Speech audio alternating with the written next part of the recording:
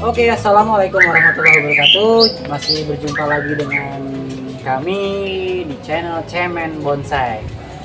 Ya teman-teman, untuk kali ini kita ingin membahas tentang sancang ya teman-teman, kelebihan dan kekurangannya ya teman-teman ya.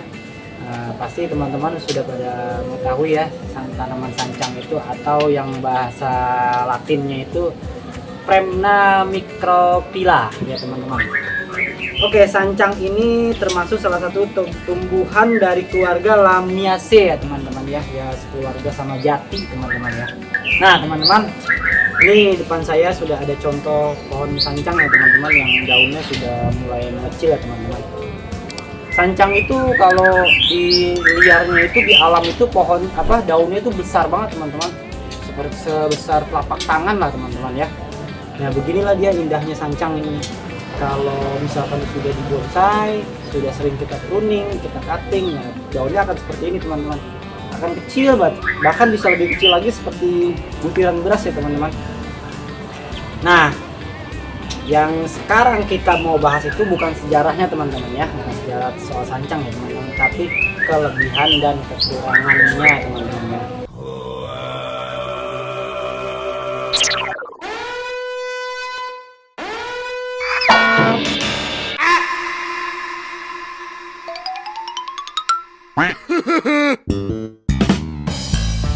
Nah, kelebihan pertamanya itu sancang itu mudah dibonsai ya teman-teman. Kenapa saya bilang mudah dibonsai itu? Nah, sancang itu pertumbuhan yang sangat gampang ya teman-teman ya. Dia bisa melalui cangkok, bisa melalui stek batang, nah bisa melalui akar juga bisa tumbuh dia tunas gitu kan. Nah, kelebihannya yang lain juga itu, sancang jika dibonsai itu daunnya bisa mengecil dengan maksimal ya teman-teman, sampai dia sebesar telapak tangan.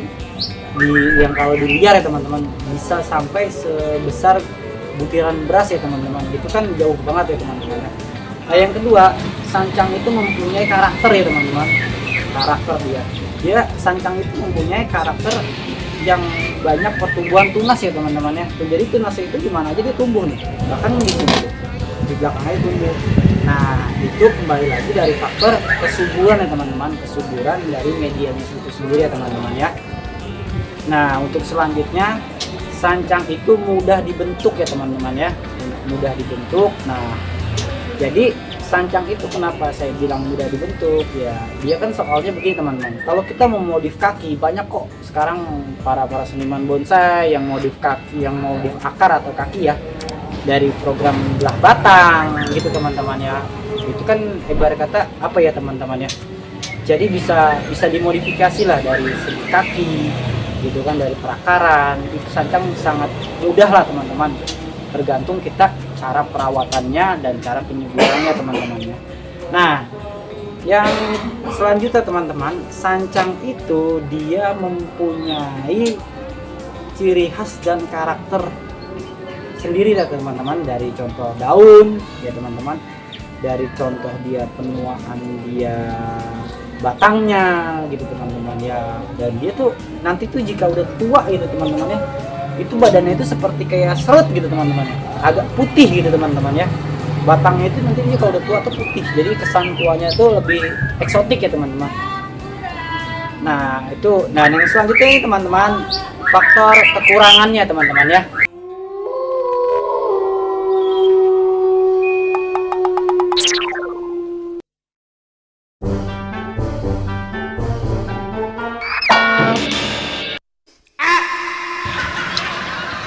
Ya oke, lanjut lagi ya teman-teman ya.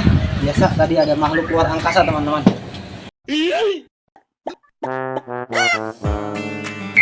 Nah kalau untuk kekurangannya, sancang itu mungkin ya, kalau kekurangannya itu balik lagi ke kita perawatannya teman-teman ya. Contoh kekurangan sancang itu, jika kita ya dia telat air gitu teman-teman. Nah ini misalkan contoh udah begini, dia bonsai ini udah jadi ibarat kata udah punya tahapan lah teman-teman, perantingan udah punya sap-sapan. Nah jika kita telat air, nanti di salah satu perantingan ini dia bakal ada yang mati ranting teman-teman. Itu kekurangannya teman-teman kalau sancang. Makanya kita hati-hati jangan sampai sancang itu ngepres banget air ya teman-teman ya, apalagi kalau udah dipot cekak kayak gini ya teman-teman ya, kita perhatikan harus kelembapannya teman-teman. Kalau sancang itu wajib penting teman-teman, soalnya dia jenis tanaman yang suka dengan air ya teman-teman ya. Nah, untuk kekurangan berikutnya, sancang itu dia tidak bisa dikawatin jika percabangan sudah seperti ini teman-teman, sudah coklat seperti ini teman-teman ya. Nah, kenapa saya bilang ini sebagai kekurangan teman-teman? Nah, makanya kadang kalau kita sering telat program sancang, banyak sih yang para seniman bonsai kalau udah telat program sancang itu pasti di nolin lagi teman-teman, karena udah kelebihan ngelosnya teman-teman ya. Makanya kita harus perhatikan teman-teman. Makanya jika ingin wiring sancang, lebih baik dianjurkan dari perantingan yang muda teman-teman ya, yang masih hijau ya teman-teman. Jadi biar supaya dia mudah dipelintir teman-teman. Nah, jika nantinya udah tuanya sancang itu enak teman-teman, dia nggak bakalan berbalik kok gitunya. Apanya tuh paten gitu kawatannya teman-teman ya. Untuk kekurangan. Nah, kekurangan berikutnya itu sancang itu mudah patah ya teman-teman ya, mudah patah dari ya mungkin seperti ini teman-teman. Jika kita udah kawatin begini, jika kita pelintir dengan terlalu ekstrim teman-teman, itu akan riskan dengan patah ya teman-teman ya. Soalnya kenapa?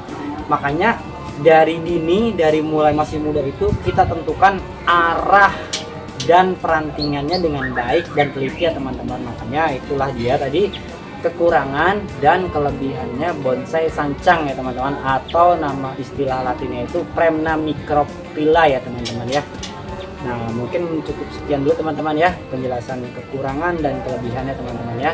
Jika ada salah-salah kata, saya mohon maaf. Assalamualaikum warahmatullahi wabarakatuh.